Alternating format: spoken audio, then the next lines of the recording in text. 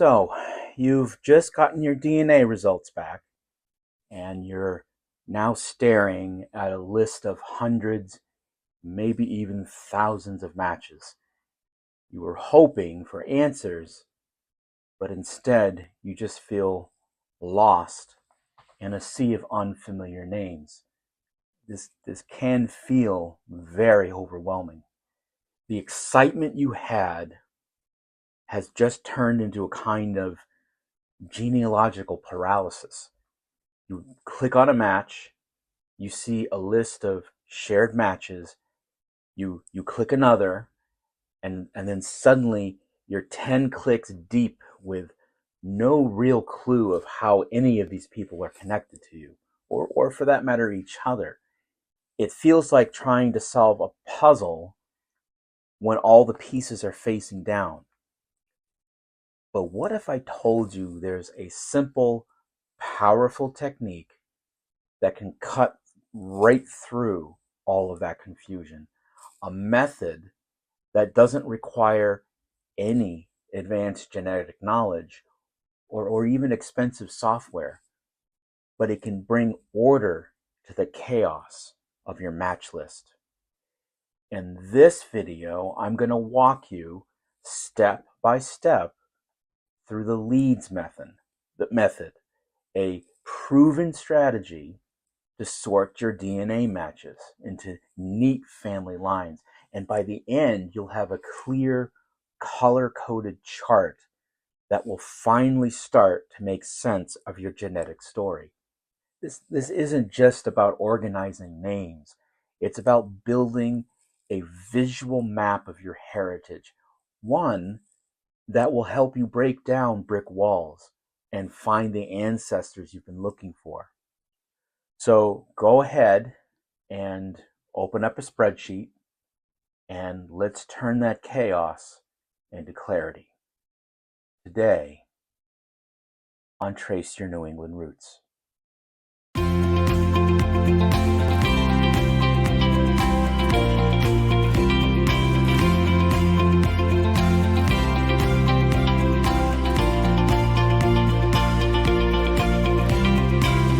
Hello, my friends. Welcome back. This again is Eric with Trace Your New England Roots, and welcome to part 2 in our series on DNA clustering as a powerful tool in organizing your DNA matches.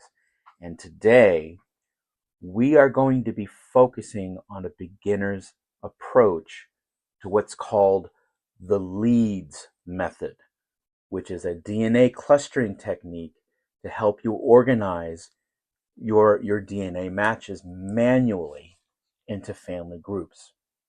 But before we start building our chart, let's quickly cover what the Leeds method is and why it works so well. Developed in 2018 by genealogist Dana Leeds, it's a way to manually group your DNA matches to correspond with your different ancestral lines. The whole point of this is to separate your matches into 4 distinct clusters, with each cluster equally and ideally representing one of your 4 grandparents. Think of it as creating 4 buckets and sorting your genetic relatives into the right one. Your paternal grandfather, paternal grandmother, maternal grandfather, and your maternal grandmother. 4 buckets. The genius of this method is its simplicity. It doesn't try to analyze every single match you have. Instead, it focuses on a very specific group of relatives, your second and third or fourth cousins. Well, why this group, you might ask? Well, it's honestly the sweet spot. These people typically share between 90 and 400 centimorgans of DNA with you. They're distant enough that they are usually related to you through only one of your grandparents, which is key for creating clean, separate clusters. But they're also close enough that finding your common ancestor, your shared great-grandparents, for example, is a realistic goal here. First cousins, on the other hand, share a pair of grandparents with you. So including them at the start can merge two of your buckets together and muddy the waters. What we want to do is to keep those lines separate for now. So what do you need to get started? Well, the list is pretty short. First, you need your DNA match from a site like Ancestry DNA, 23andMe, MyHeritage, or Family Tree DNA. You just need to be able to log in and see your list of genetic relatives. Second, you need a spreadsheet program. This could be Microsoft Excel, Google Sheets, which is free, Numbers on a Mac, or a free option like LibreOffice Calc. This spreadsheet is going to be your canvas. If you're not a big spreadsheet user, don't worry. We're mostly just entering text and filling in cells with color here. And that's, in a nutshell, that's really it. The only other tool you need is just a bit of patience. This is a methodical process, not a race. The care you put into each step will directly affect how clear and how accurate your final chart is going to be. So, let's get your workspace ready. Okay. So now it's time to lay the foundation here with the Leeds method. Getting your spreadsheet set up correctly from the start is going to make the whole process go smoothly for you. So go ahead and open a new blank spreadsheet in your spreadsheet program. We're going to create a simple table. And the first row will be our headers. In cell 1, we're going to type match name. In cell B1, we're going to type shared CM for centimorgans. In cell C1, I'm going to type the word tree with a question mark. This column is optional, but I do highly recommend it. Here you're just going to put a Y for yes or an N for no to track if a match has a public family tree. And this will actually be a huge help for you later on. Now for the main event, we're going to enter the cluster columns. Let's start with 4 colors for our 4 grandparent lines, or grandparent familial lines. In cell D1, I'm going to type the word blue. In cell E1, I'm going to type the word green. In cell F1, I'm going to type the word red. In cell G1, I'm going to type the word yellow.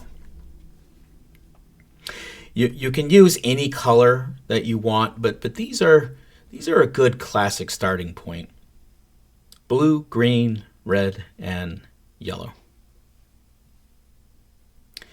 Finally, in cell H1, I am going to type the word notes. This is where you're going to enter any notes that you have for a particular match that you have. And you can see here, I've already, while playing with this, I was expanding the size of it. I can even go as far as also going in here and cleaning this up and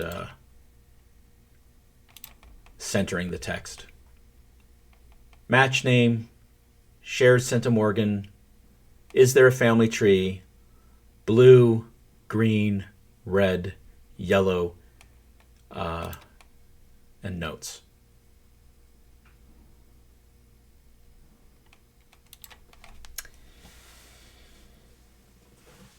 So that's how your header row should look right now. Match name, shared centimorgans, family tree available, yes or no, blue, green, red, yellow, and notes. Next, we need to fill this sheet with your matches. So what you're now going to do is you're going to log into your DNA testing site and go to your match list. Look for a filter or a sort option and set it to show only matches who share between 90 and 400 centimorgans of DNA with you. Folks, this step is critical. It cuts down a huge list to a much more manageable number of your most genealogically useful relatives. Once your list is filtered, just start transferring that info into your spreadsheet. Either you type it in, some sites might let you export them, but most often it's just a matter of copy and paste. So you're going to start with the person at the top of your filtered list, the one that has the closest centimorgan value to 400 centimorgans. Either copy or enter their name and paste it. You're going to paste it here into cell A2. Then enter the shared centimorgan value, that value that you see there, and you're going to enter that into cell B2. See if they have a family tree, and if they do, put a Y for yes and then an N for no, and that's going to go again into C2. And you're just going to repeat this for each person on your filtered list, moving them one by one into a new row on your spreadsheet. Now, I know this is pretty tedious, but I do promise the payoff is worth it. And I know you're going to ask, well, how many should I add? And it's really best to get everyone that fits into that sweet spot of the 90 to 400 centimorgan range. For some, it may be 50 people. For others, it could be as many as 200. But don't feel like you have to do it all in one go. This is a spreadsheet, so you can save it. You can go get a cup of coffee. You can walk away from it. You can come back for it. This is a process, and it's going to take time. I don't recommend doing it all in one go, especially if you're dealing with a large number of matches. And to be honest with you folks, professionals, they're dealing with hundreds of matches when they're putting these tables together, and it can take days, and it can take weeks, or it can take a long time to do. So again, don't feel that you have to finish it all in one go. Now, once your list is compiled, now you're ready for the fun to begin. And that's when we start to paint the colors of our family lines. And this is really where the magic happens and patterns start to pop out. We're going to follow a simple repeating process, and just make sure to follow these steps in order. Step 1, pick your first match and first color. Look at the first person at the very top of your spreadsheet. Right now it's blank, but we're going to be entering matches. The one with the one that has the highest centimorgan value. Let's say it's John Smith at 380 centimorgans. John is the start of our first cluster.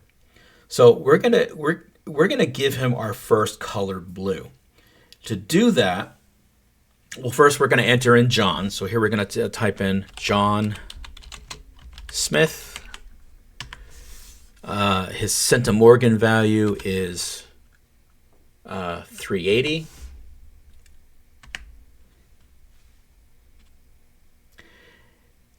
And next we're just going to go to the blue column and in his row and then type an X.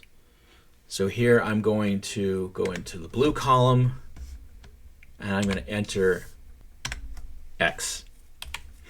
Now, you could also fill the cell with blue color, but typing X is just usually faster. But there's no reason or there's no rule to say that you can't do it. And some people are more visual than others, so they like to have that. So if I want to do that, I will just go into my formatting, make sure that my formatting menu bar is open, or toolbar rather, and I'm just going to click the color blue.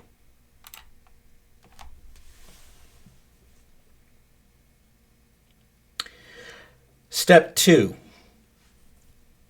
use the shared matches tool.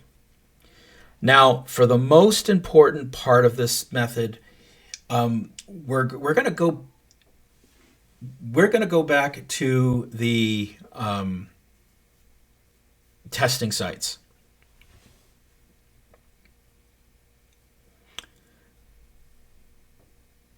So go back to to your testing site.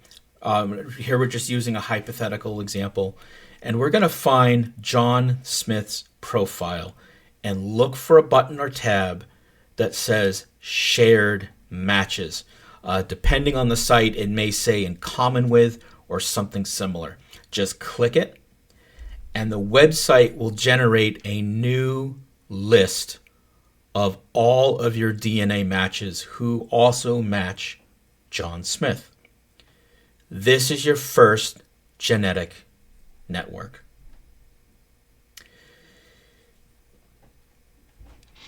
Step 3, we're going to color the shared matches. With John Smith's list of shared matches on your screen, go back to your spreadsheet and then go down through that list. Find each person's name on your spreadsheet and give them the same blue color or enter that or enter them into the spreadsheet.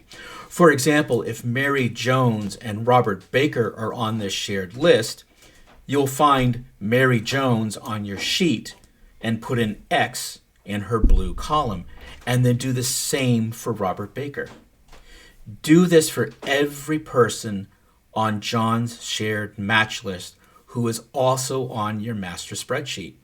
Now, you might see some more distant relatives on his list, so you can ignore those for now, but once you're done, you finished your first color cluster. So, for example, we were talking about Mary Jones, so here I'm going to type in Mary Jones.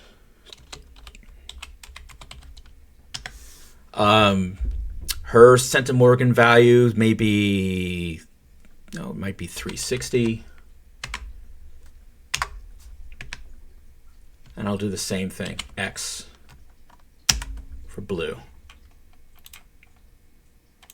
Set, pink. And then we're going to do the same thing for Robert Baker.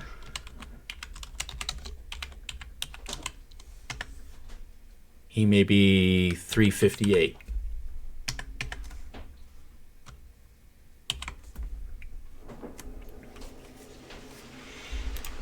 And again, here I'm going to set this to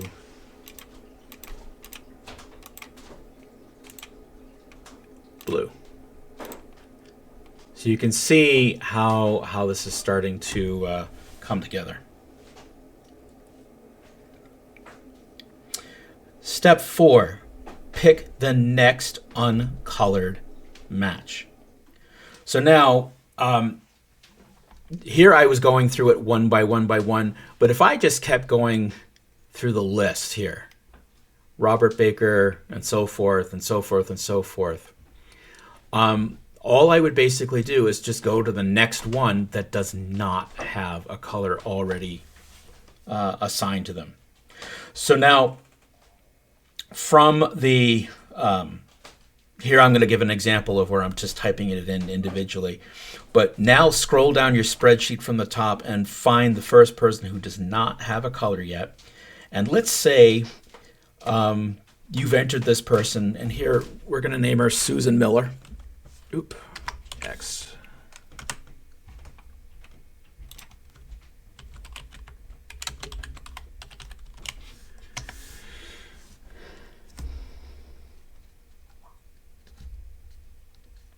And her centimorgan value is 320.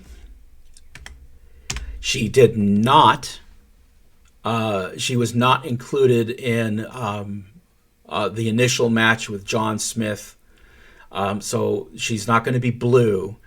But what I'm then going to do is I'm going to assign an X for green.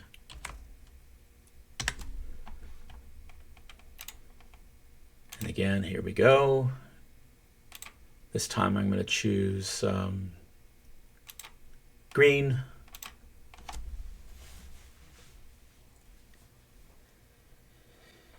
Susan is now the start of our second cluster.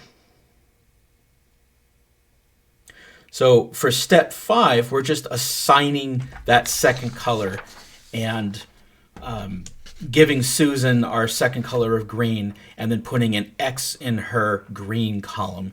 And then you do the same exact thing as before. Go to Susan's profile on the DNA website, click on her shared matches, and then mark everyone on that list, importing them or typing them into this spreadsheet, and just assigning them that green color or the X in that column.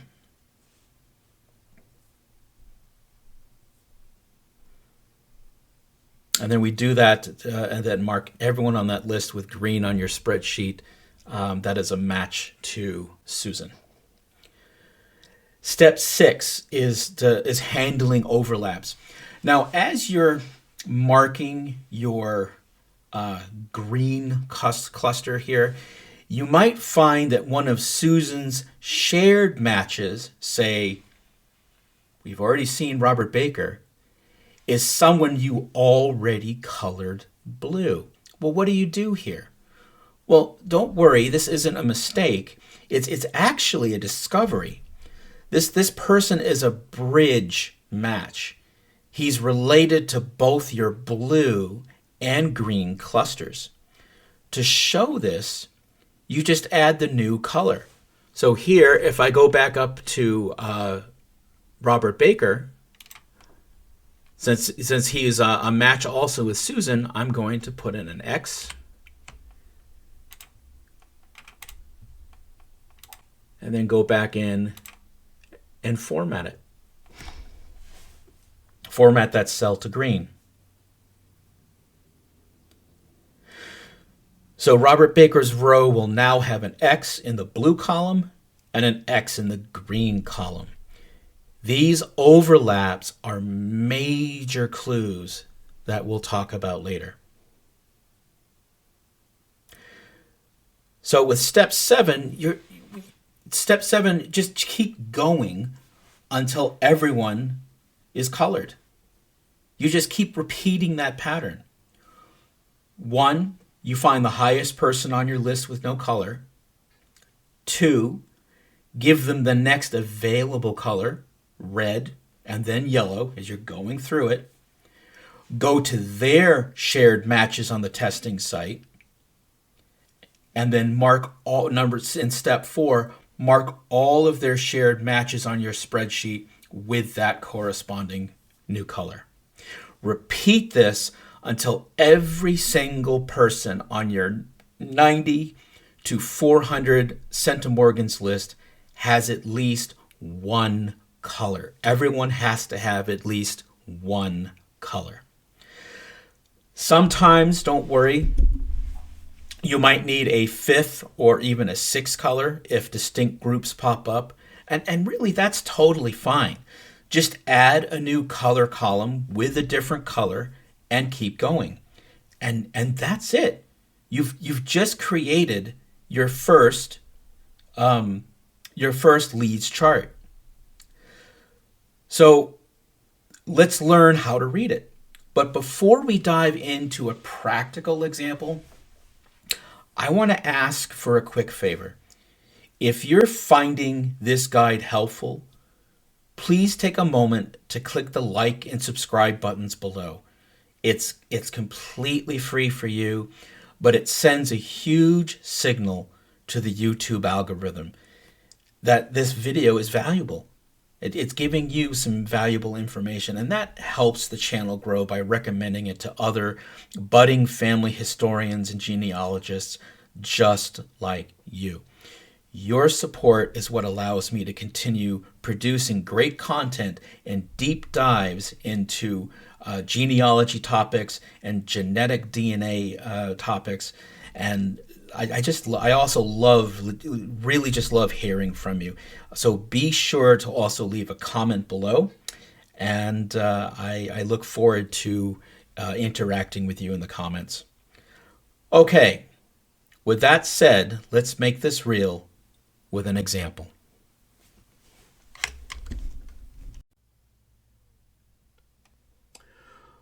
Okay, so let's now look at another practical exercise. Let's build a chart together using what we have learned. Theory is one thing, but let's walk through a quick hypothetical example together to make sure it all clicks. Here is a sample list of 15 matches for a fictional person, Jane Doe, that's already been filtered and it has been entered into our spreadsheet. Our first match is David Walker. So David Walker gets our first color blue. So here we're going to put X in his cell. And we then check his, well, before we do that, I like to stay visual. So here I'm going to go back up here and I am going to select blue. So now we check his shared matches and we find that in this list, he is matched with Emma Young, James Scott, and Isabella Baker. Now we go back to our spreadsheet and give them each a blue X. So our first one is Emma Young.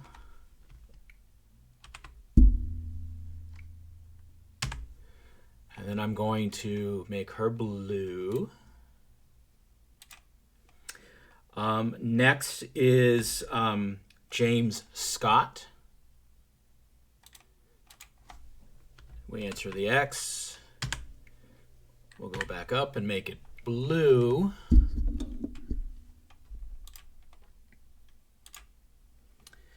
After James Scott is Isabella Baker.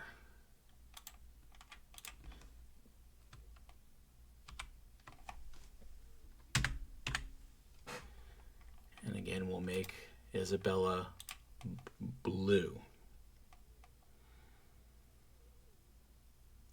So we've given each of these matches. So we have David Walker. And walking through this, we went through his shared matches list, and we found that he was matched with Emma Young, James Scott, and Isabella Baker. And we go back to our spreadsheet, and we then give each of them a blue X.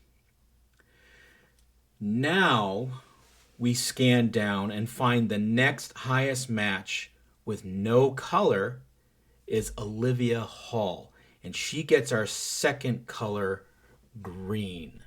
So here I go into the green column, enter X, and here I'm going to make it green, just like that.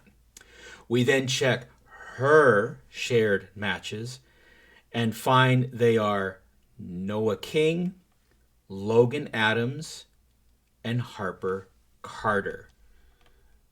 And then we, just as we did before, we mark each of them with a green X. So first one is Noah King.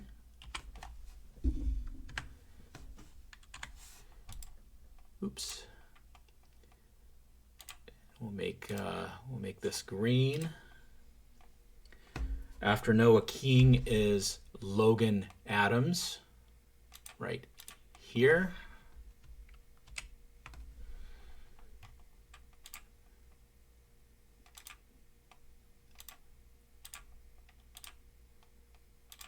And we're going to make this green as well.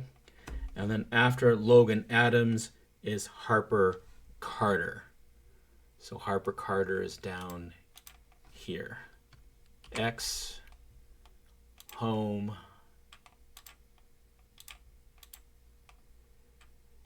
and green. Okay. So for round 3, we're going to focus on the red color with the red cluster here. And in this case, we're going to use an example of when there is an overlap. So the next uncolored match is Liam Allen. So he starts our red color.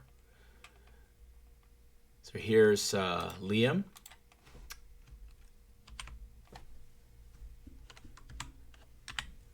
And we will make this red. Oop, not text. Easily fixed. Then we go here. Nope, not green. We're going to make this red, just like that. Now, we check his shared matches, and we find that Ava Wright, James Scott, and Ethan Mitchell are his matches. Ava and Ethan are new, so they get a red X. So here we're going to go into Ava. X. And then we're going to make that red. And okay, so then we're going to go into Ethan is where's Ethan? Ethan is down here. So here's Ethan. X, home.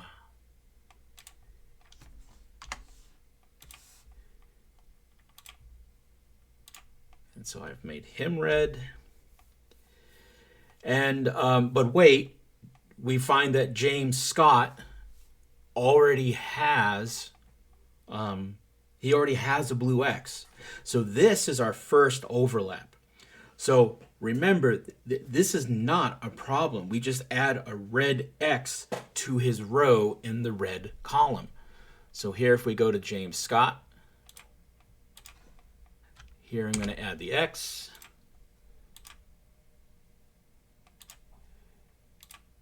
And here I'm going to make it red. So again, no problem. We just add a red X to his row, and he is now in 2 clusters. For round 4, we're now going to focus on the yellow cluster. Cluster. So scanning down, our next uncolored match is Sophia Green. So we locate Sophia, and Sophia will get an X. And then here I am going to make Sophia yellow. Now, I then scan her shared matches, and we see that Mason Nelson, Evelyn Perez, and Michael Roberts are in her shared matches list. And we mark all 3 with a yellow X. Excuse me. So here I go to Mason.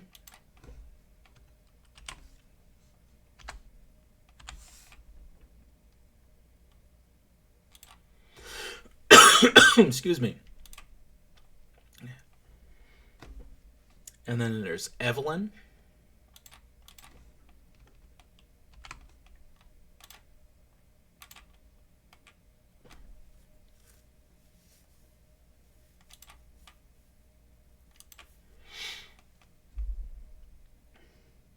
And then finally Michael. Oh, I'm sorry. This actually goes with Evelyn. So I'm easily move that there. And then there's Michael for final.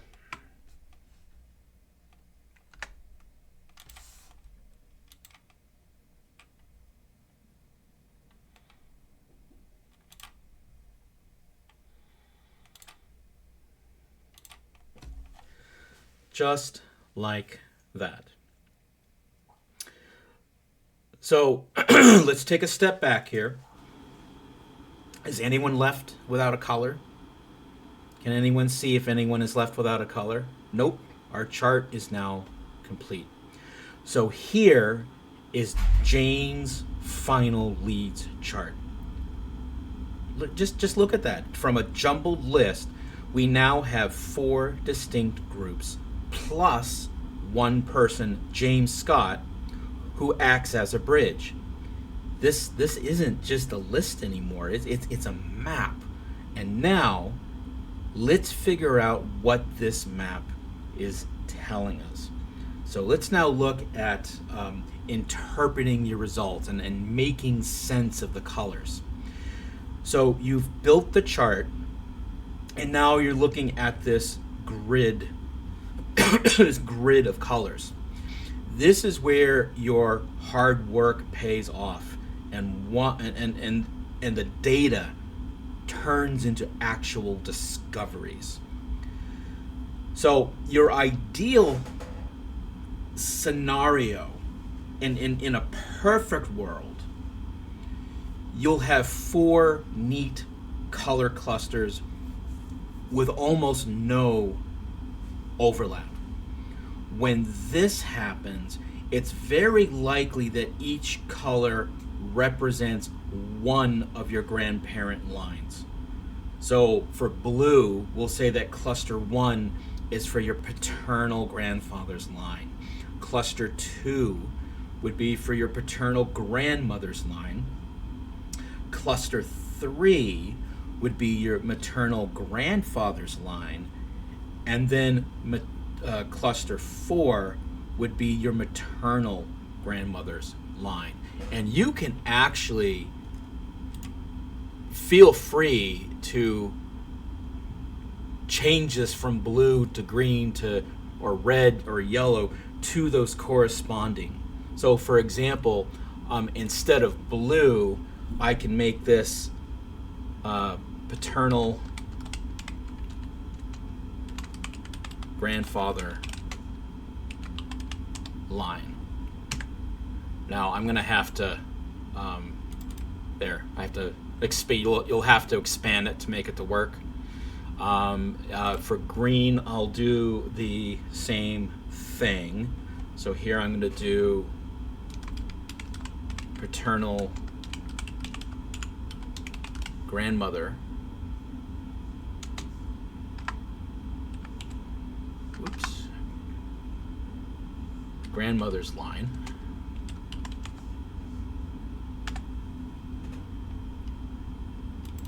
Fix that. The next one will be maternal grandmother line.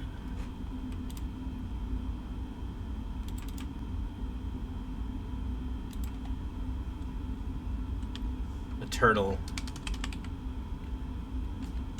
grandfather line.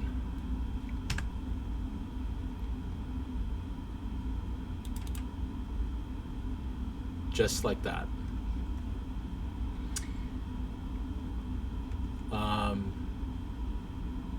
Okay. And then, as I said, we can play around with the formatting. Like I can go into and highlight the entire table. And here I'm just gonna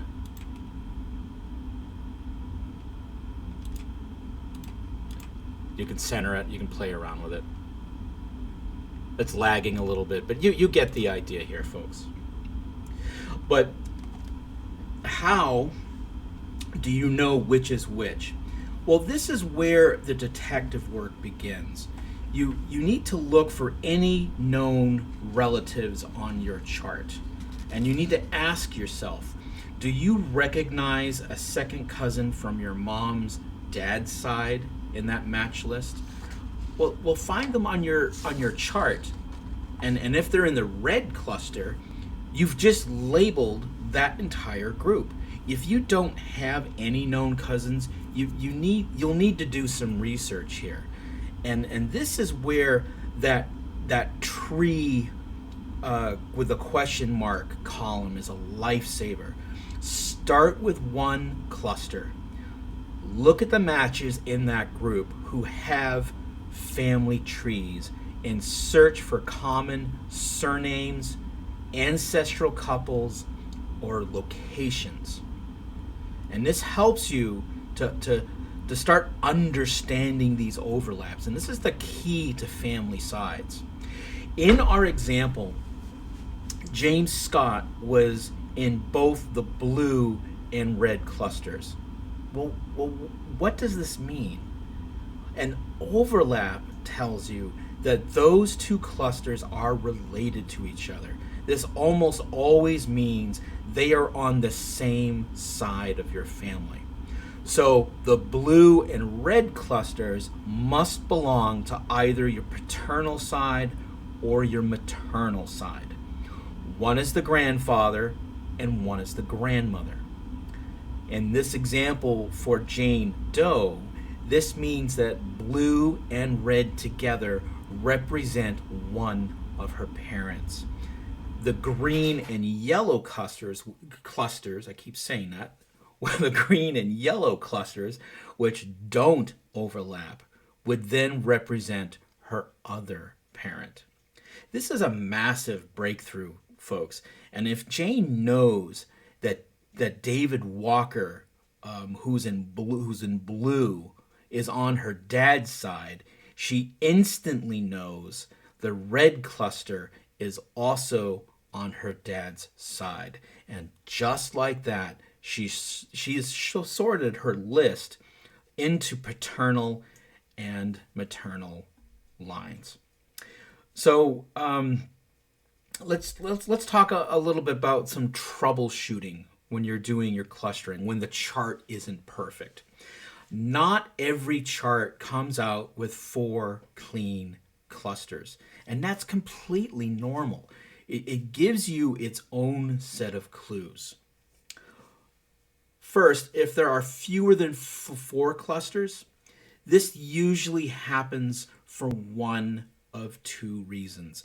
The most common is that you just don't have any second or third cousins from that missing family line who have tested in that company yet.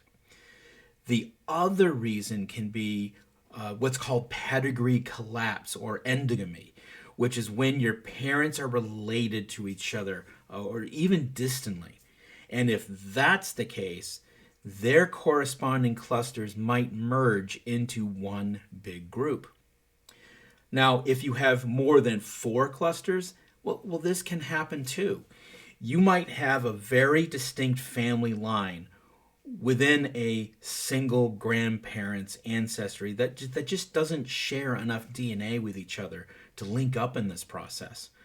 Another reason is that you may have accidentally included a closer match, like for example, a first cousin who is related to you through both grandparents on one side and will link their two clusters together. This is why it's so important to stick to under that 400 centimorgan range for your starting point. The main thing to remember is that your chart is a guide for your next steps. Each color cluster is now a focused research project. And instead of 1,000 random names, you now only have four or so targeted groups. Okay, let's wrap this up and discuss your next steps and maybe and offer you some advanced tips. Finishing your Leeds chart is a huge first step, but it's just the beginning. Now, how do you use it to make real breakthroughs? Well, first, think of your chart as a living document. New matches will pop up over time, and every month or so, I recommend checking for new relatives in that 90 to 400 centimorgan range.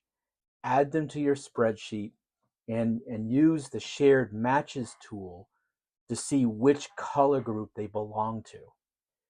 You might solidify an existing cluster, or you might even get the first match for a missing one. Second, focus your research on one cluster at a time. Pick a color and make it your mission to identify the common ancestor for that group. Use your family tree column to find the matches with public trees and start looking for those common surnames and locations. This is so much more effective than just randomly jumping between matches, jumping and jumping and jumping. Third, once you've done this process manually, you might want to explore some automated tools, such as MyHeritage. It has a built-in auto clustering feature, and third-party tools like Genetic Affairs can generate similar reports for other sites.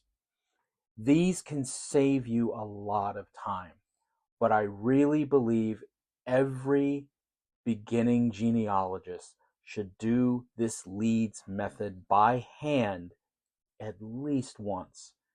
Doing it yourself gives you an intuition for your match list that no automated report can. Finally, you can use your clusters to solve specific problems. If you're looking for a biological parent and can identify your maternal clusters using a known maternal cousin, you can then isolate the other clusters as belonging to your other side, to your paternal side.